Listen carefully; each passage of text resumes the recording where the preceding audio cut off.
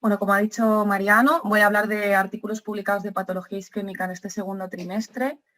He seleccionado un par de artículos porque, bueno, el tiempo es limitado, artículos que considero que uno es de algo que se está hablando ahora bastante y el otro por el tipo de patología que comentan, que me parece interesante también, sobre todo de cara a la discusión del manejo. Entonces, el primer artículo que he seleccionado... Perdón, que no me está... Ahora. El primer artículo que he seleccionado es este, que es trata un tema que a mí me interesa bastante, que es el tema del acceso vascular en el ictus.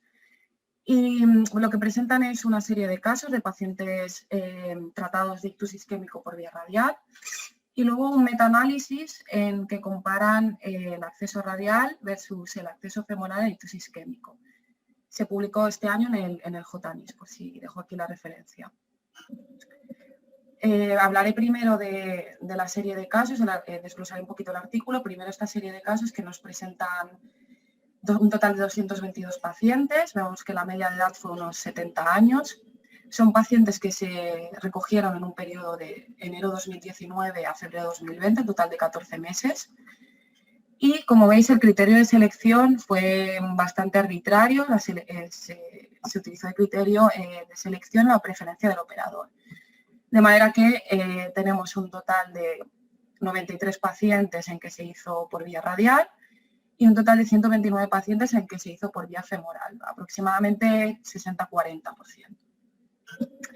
Esto es una tabla donde nos presentan los dos grupos, el grupo radial y el grupo femoral.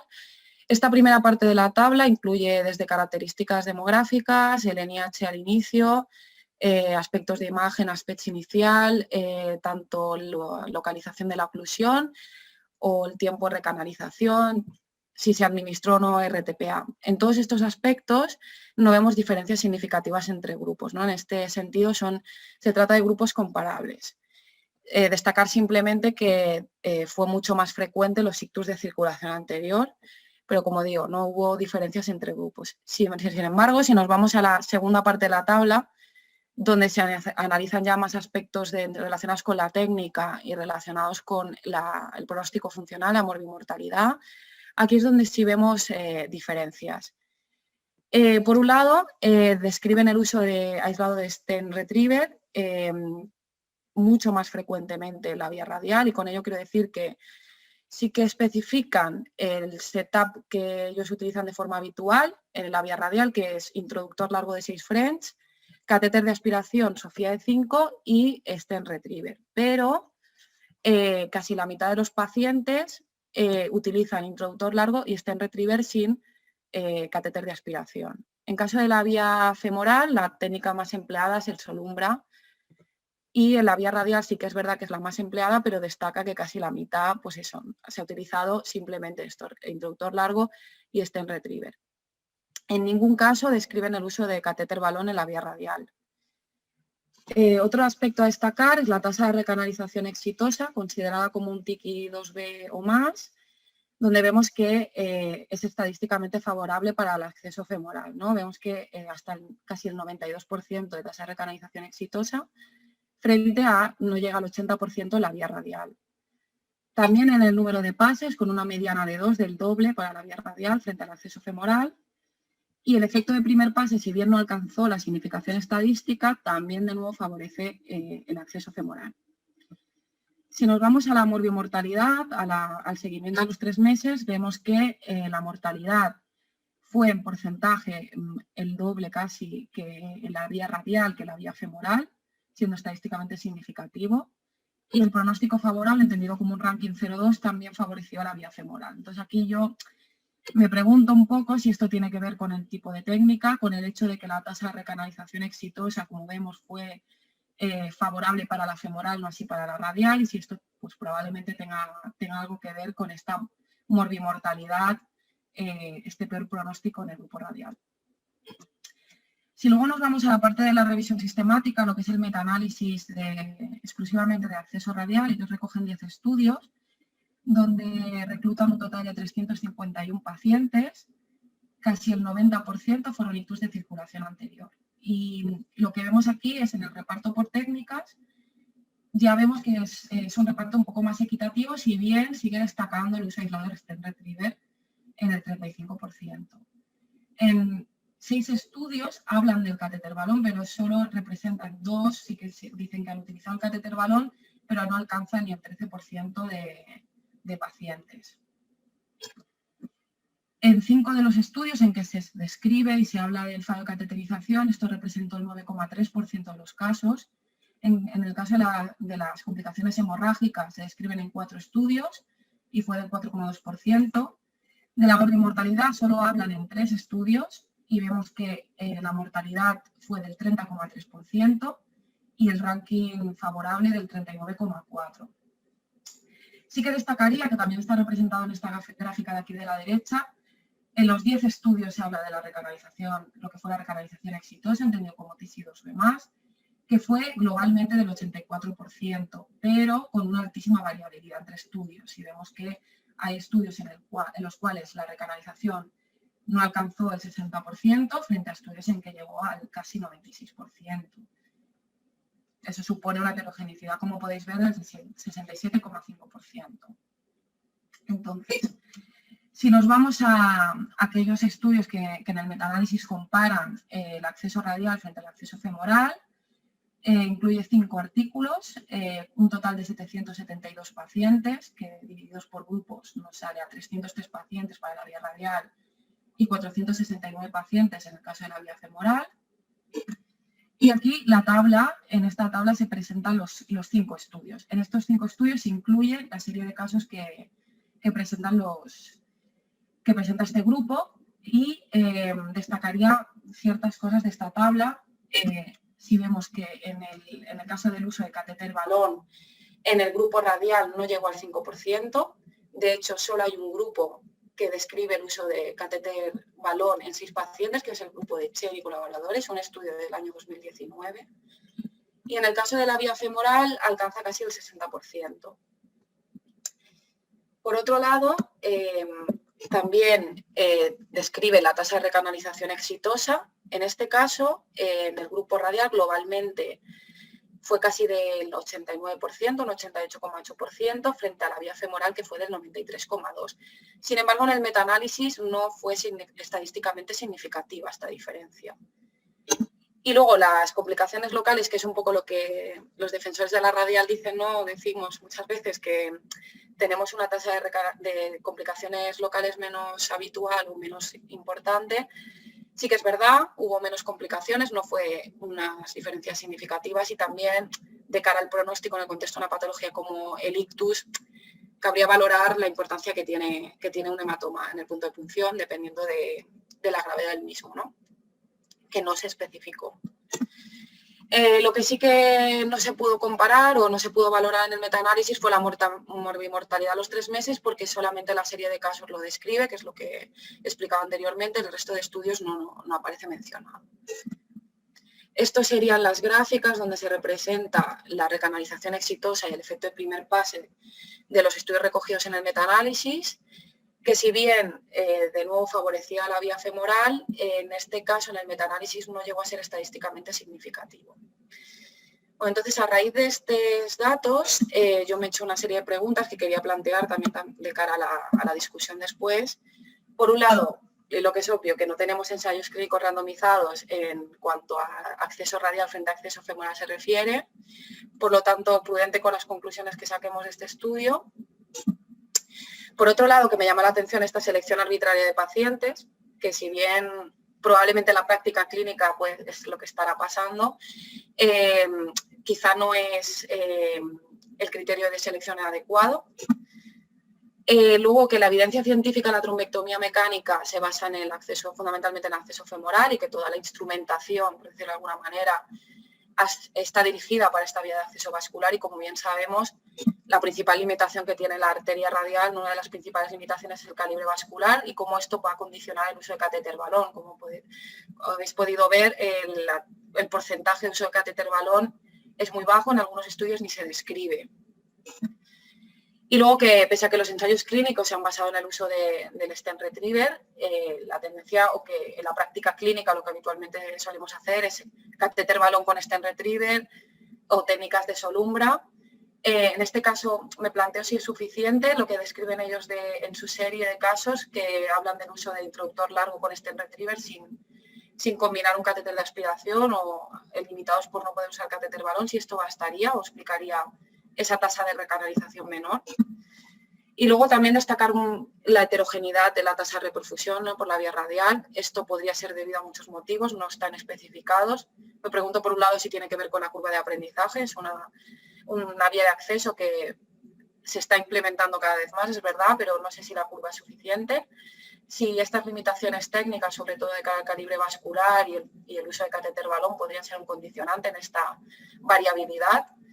O si el criterio de selección, yo planteo la pregunta si a lo mejor en el caso de la radial deberíamos seleccionar por otros motivos, como por ejemplo la configuración anatómica de los trombos supraórticos. Y entonces mi pregunta después para la discusión es ¿cuándo entonces utilizar el acceso radial en el ictus isquémico? Bueno, el siguiente artículo que he seleccionado es un artículo que es un artículo más modesto, en cuanto al número de pacientes está un poco limitado, pero trata una patología que me parece interesante discutir, sobre todo para valorar el manejo que se hace en distintos centros, y es este, ¿no? Es el stenting de las disecciones intracraneales en contexto de ictus y la antiagregación en agudo con tirofiban. Es un estudio que se publicó en agosto que presenta de nuevo una serie de casos con la experiencia del centro publicador y luego hace una revisión sistemática de la literatura. El objetivo de este estudio, bueno, era reportar la experiencia del tratamiento del ictus isquémico cuando secundaria a disección arterial, que se ha tratado mediante stenting en agudo y que la pauta de antiagregación ha sido mediante el uso de tirofiban. Además, aportan esta revisión sistemática de la literatura para valorar, ¿no?, eficacia y seguridad de esta técnica, aunque en el caso de la antiagregación no incluye exclusivamente estudios en los cuales se utilizará tirofiban. La población de estudio, bueno, es un estudio unicéntrico, retrospectivo, con las limitaciones que supone un estudio de estas características, y se recogieron los pacientes con ictus isquémicos en que se sospechó disección arterial y que se trató con stenting en fase aguda desde enero de 2010 hasta diciembre de 2020, durante 10 años. En el seguimiento se realizaron imágenes de taquirresonancia para valorar complicaciones hemorrágicas, postprocedimiento y a los 3-6 meses, y la permeabilidad del stent. Y el pronóstico se valoró en función de la morbimortalidad a los 3-6 meses en base al seguimiento de la historia, perdón, a los 3 meses, en base al seguimiento de la historia clínica del paciente tratado. Se seleccionaron pacientes con inicio de síntomas de menos de 8 horas, pacientes con más de 8 horas de inicio de síntomas hasta las 24 horas se incluyeron en el estudio con una perfusión positiva, con mismatch. Para ictus de circulación posterior se amplió el plazo hasta 24 horas de inicio de síntomas y la administración de RTPA no se consideró criterio de exclusión. En aquellos pacientes que no tuvieran contraindicación se administró RTPA. Además, ellos en el estudio aportan una serie de predictores clínicos radiológicos de cara a considerar que se encuentra ante un paciente que puede una probable disección, ¿no? Entonces, se basa en una serie de criterios clínicos, dicen, pues paciente joven con una cifalia intensa al inicio de los síntomas neurológicos y luego criterios radiológicos. Por un lado, presencia de una estenosis focal asociada a hematoma mural o ya la visibilización del flap intimal, o bien los criterios angiográficos que les dan bastante valor en el estudio y que consideran positivos son la presencia de efecto bypass al desplegar stent retriever a través del vaso y observar la reoclusión del vaso al reenvainar el stent. Entonces, la técnica que utilizan para el tratamiento endovascular, todos los procedimientos los hacen bajo anestesia general, utilizan el acceso femoral sin heparinización. Y lo que hacen es, en general, hacen un microcateterismo o la aspiración del trombo y despliegue del stent retriever, utilizan Solitaire o Trevo en este caso, comprobando si al desplegar el stent se consigue un efecto bypass a través del vaso fluido. Si esto se consigue, lo que hacen es reenvainar el stent y observar si se produce una reoclusión del vaso. Entonces, este es el criterio angiográfico que ellos consideran como sugestivo, que les sugiere que se trata de una disección arterial. Ante esta situación, pues ya se plantean el stenting y inician el bolus de tirofiban a 10 miligramos por kilo de peso de paciente durante 3 minutos y a los 5 o 10 minutos de inicio del bolus colocan en un stent autoexpandible. En este caso utilizan el Enterprise. Bueno, como sabéis, ahora hay otros estudios pues, comerciales donde se plantean otro tipo de stents, pero esto se puede plantear después en la discusión. Y en caso de disecciones largas, colocaron un segundo stent, que ya fueron 2 casos, y utilizaron un Atlas o un Solitaire AB. Una vez colocado el stent, la dosis de mantenimiento de tirofiban a 0,1 miligramos kilo minuto durante 24 horas. Vale. Este es el caso que presentan, que es una oclusión de una carotida supraclinoidea derecha. En la segunda imagen lo que se ve es el despliegue del stent retriever con el efecto bypass a través del vaso y la reclusión del vaso al reenvainar el stent. La imagen D es tras la administración de tirofiban y la colocación del stent autoexpandible. Bueno, este estudio, durante ese periodo de tiempo, recogieron un total de 64 pacientes, pero finalmente, de ese total de pacientes, solamente fue muy limitado en cuanto a la técnica, se incluyeron pocos. Entonces, para el postprocedimiento, a estos pacientes lo que hicieron un seguimiento para comprobar o corroborar que existiese permeabilidad al stent y descartar complicaciones hemorrágicas, haciendo un TAC, una resonancia, una OGTC. Y luego, si no existían complicaciones, iniciaba la carga, el paso a la antiagregación por vía oral. Antes de finalizar la bomba de tirofiban, 6 horas antes, se iniciaba la dosis de carga de clopidogrel y a las 48 horas ya la doble antiagregación con clopidogrel y aspirina en esta dosis, durante 6 meses. A los 3-6 meses se hacía un control mediante angiotar resonancia Doppler transcraneal para comprobar permeabilidad del stent y se dejaba de forma permanente la dosis de adhiro de 100 de mantenimiento. Entonces, los criterios que consideraron pronósticos o de cara a valorar los resultados del estudio fueron estos, ¿no? Valorar la permeabilidad del stent, la mejoría del NIH a las 24 horas del procedimiento, el ranking a los 90 días y luego la presencia de hemorragia sintomática de forma inmediata a los 3-6 meses. Y esto es lo que os decía antes, ¿no? La limitación del estudio principal es la N. De esos 64 pacientes, pues quedaron 7 que cumplían los criterios de inclusión. Si bien son números que no permiten sacar muchas conclusiones, me parece interesante, sobre todo de cara a valorar los resultados, ver que, por ejemplo, en cuanto a lo que fue la permeabilidad del stent, en todos los casos, menos en el último paciente, en el paciente 7, el stent estuvo permeable. Este paciente se produjo una oclusión precoz del stent. En cuanto al NIH, vemos el NIH inicial y vemos que en todos los casos, menos el paciente con oclusión de stent, hubo una mejoría importante en el NIH al alta. Y también destacar que no hubo complicaciones hemorrágicas en ninguno de los casos y que tampoco recurrencia del ictus.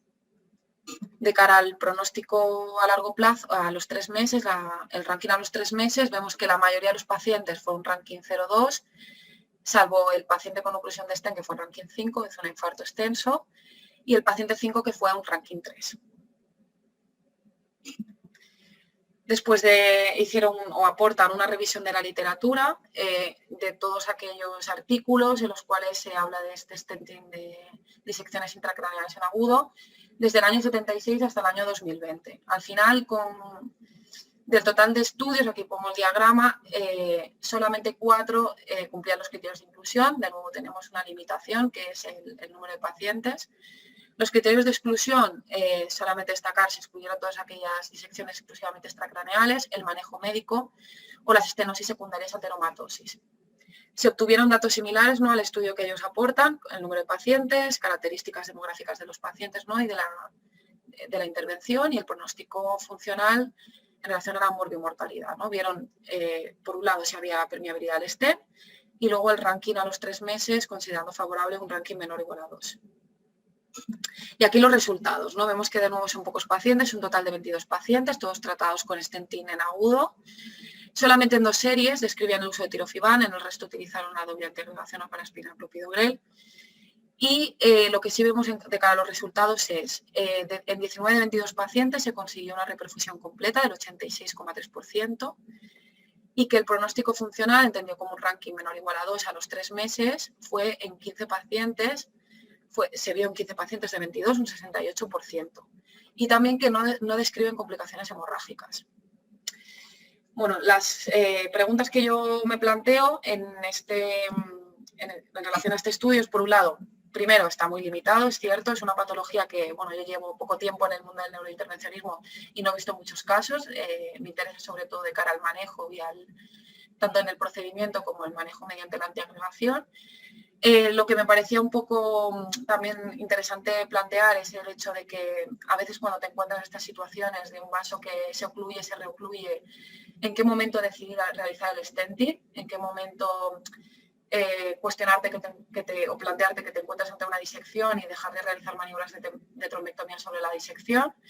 Y luego que parece que el tirofiban es seguro, pero sí que es verdad que los pacientes, que esto bueno, no lo he comentado en la tabla, pero eran pacientes con un core de infarto pequeño, esto no se ha valorado en este estudio en caso de pacientes que tuvieran un core de infarto algo mayor.